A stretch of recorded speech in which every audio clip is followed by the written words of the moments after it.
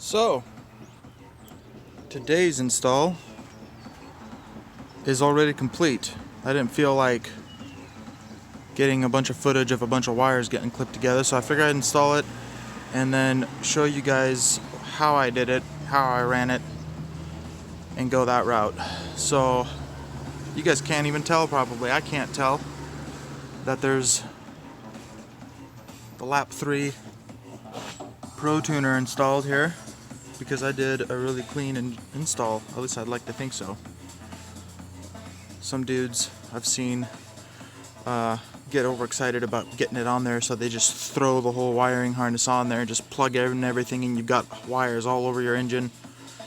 I don't like that, so I wanted to video how I did it. So I guess we could start from here. So I velcroed the chip on here so you can pop it off or whatever, easy. These here are the power, the Bluetooth, and what is this? The wire, the white plug here. I'm assuming that would be for the water meth that I'm not using yet. I might have to modify this piece here so I can get the wires through. I haven't done that yet, but I wanted to show you guys before I start capping everything. So everything is kind of zip tied and clustered here, but neatly in a way. There's the 102 sensor tap right there. There's the map. The rest of the wiring goes out that way for that side of the engine, along with the crank. The crank was not too much of a pain. I didn't have to remove anything. I just had to bend a little bit of the heat shielding out of the way to get my hand up in there. And you just kind of have to play the feel game. You just got to feel around, and it's really up there, but you can get it easy. Once I figured out where it was easy for me. So I plugged it in and got the rest of the excess wiring here looped here and zip tied out of the way, so there's nothing hanging down there. Here is the excess wire zip tied together for the airflow sensor. That's the map sensor there. This is the boost, I guess. My bad. Coming around this way, the wires come out. This blue one is for the other O2 sensor, tapped right there, neatly. I might see if I have some extra black shielding, I might just cover that small section there. On the other side, I actually cut it short. They give you a wiring harness, and some of these wires are extra long, so you can cut them to length. Like this one I just cut right here and tapped it in. There's no reason to have a wire that goes across the engine for no reason. So it makes it for a cleaner install. Along with the wire that comes down through here, right there, behind here, and it shoots up for the OBD2 connection here that I zip tied so it doesn't pop off. There's no clip on this, so it just slides in and out. So I put a zip tie here to hold it in place. It's not ridiculously tight, it's just enough to hold it there. The other one I ran here, which I've seen some people not do because they just get excited about getting the car on the road, is the speed limiter. It is tapped. I did tap into it and get that installed. So I just ran this through the hole here, came around, and I tapped it into the ECU like I'm supposed to. And I mean, if I wasn't to tell you, you probably wouldn't even notice.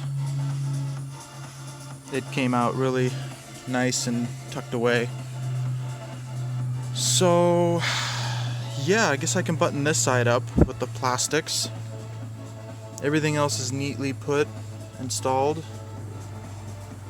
I just need to see about modifying that piece there to get the wires through, or not. I'll see how that fits. Yeah, I didn't have to remove anything for the underside. No plastic underneath the plastic protector down there, nothing.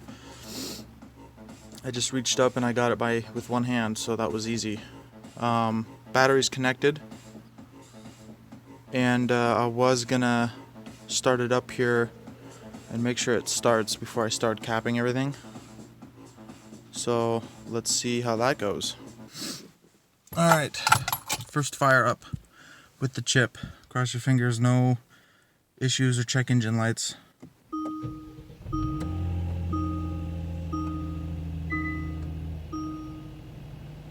Oh, service is coming up. It's good to know.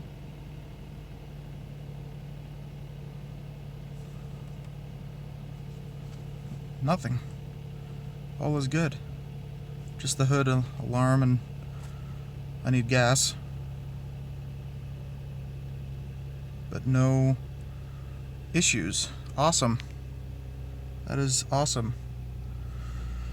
So I guess what's left is for me to finish up putting away some of the plastic pieces there on both sides and the engine cover, and syncing my phone to the Bluetooth dongle, and selecting a map. I am going to be running a stock map. I think it is a little bit upgraded, even though it's a stock map, because I don't have downpipes or intakes or anything like that yet. The only thing I have done is performance-wise, or what's needed anyways, is the HKS spark plugs. Which, by the way, I did that on purpose. I put those in before anything because I really wanted to see if they made a difference on a stock car. And I have to tell you, it made a little bit of a difference. Not anything crazy, but it was a little, just a slight more responsive as far as just kind of right off the throttle there. But what was really a difference, now I don't know what other people get as far as mileage in this thing. They say it gets around 20 to 23. With the spark plugs on eco mood and just letting it drive itself in cruise control, I got it up to 26, which I couldn't get before, and that's just with the spark plugs. So if anybody wants to get more mileage out of this thing and doesn't want to modify it, those spark plugs, those HKS 45 whatever spark plugs, whatever they're called, they're a little pricey. I mean, they're like $200 or something for spark plugs. That's a little hefty, but I don't know. I noticed a difference in my mileage. Of course, I don't granny drive this thing. I have a heavy foot, but I did want to experiment with it. So these past couple days going to and from work, I did get about over 26 miles to the gallon. So that's pretty cool. I got more stuff coming in for it. I have the Lap3 downpipes that I've wrapped in exhaust wrap and machined flat that I'm going to be installing. I'm waiting on the SSR secondary downpipes to come in, which I will also wrap with exhaust wrap and get those ready to go on.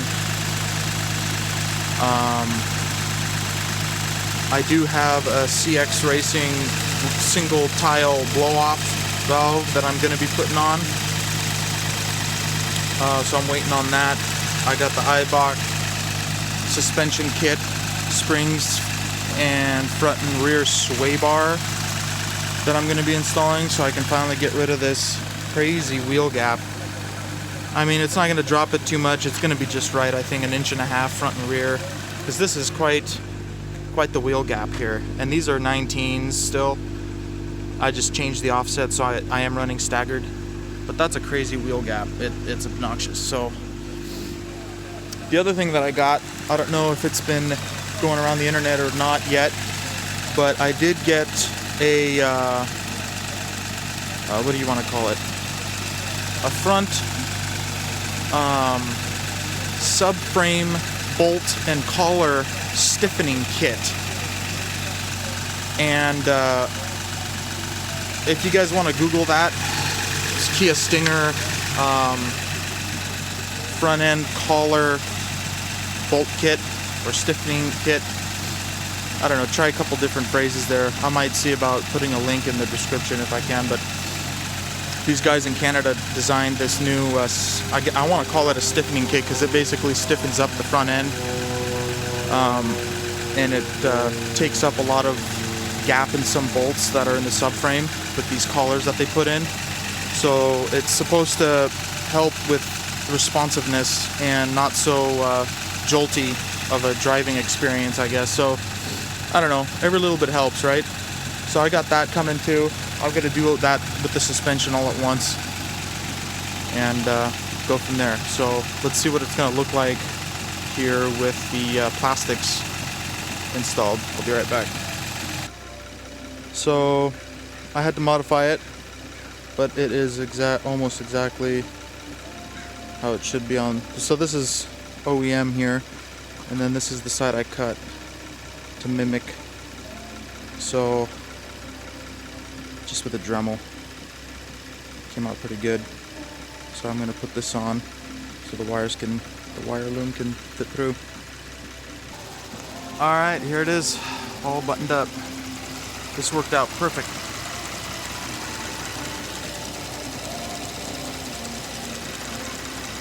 Super clean install. I'm loving it.